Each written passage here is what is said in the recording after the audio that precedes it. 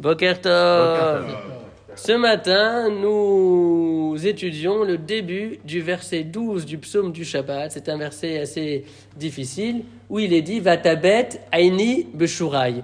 Alors, avant de vous proposer une traduction, j'aimerais rapporter des traductions littéraires qui ont déjà été réalisées. « Vatabet aini beshurai » car il y a une difficulté dans ce verset. A priori, « Vatabet aini », cela veut dire « Mon œil observera » beshurai, ceux qui me regardent, ou alors mes ennemis. Donc je répète, vatabet aini beshurai, mon œil observera ceux qui me regardent, ou alors mon œil observera mes ennemis.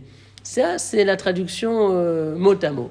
Alors par exemple, dans le Tfilat Yosef, c'est un sidour traduit en français, rituel des prières, le traducteur a écrit « Mon œil contemple » et il met entre parenthèses tranquillement mes ennemis. Le tranquillement est entre parenthèses. En fait, c'est comme s'il était suggéré, car il ne faut pas oublier que le psaume du Shabbat décrit ce qui se passera, ce qui se produira à l'époque messianique, donc dans la période où Akadosh Baruch Hu exercera enfin la justice sur terre. Et pour donner un sens à mon œil contemplera mes ennemis, la traduction a ajouté mon œil contemplera tranquillement mes ennemis. Mais ce tranquillement est sous-entendu puisqu'il n'est pas inscrit dans le verset. Alors dans une autre traduction du Rav Ben Zaken, porte de la délivrance, c'est ainsi que s'appelle le livre, il est dit « Vatabet eni beshurai » mon œil verra se réaliser ce que je désire pour mes ennemis. Donc là, c'est entre parenthèses se réaliser ce que je désire. Visiblement, les traducteurs ont eu besoin d'ajouter des phrases pour donner un sens à la formule du psaume. Et donc, on peut aussi dire plus simplement « Vatabet ini beshurai » mon œil observera ceux qui me regardent, en réalité sans rien ajouter. C'est-à-dire, mon œil observera ceux qui me regardent.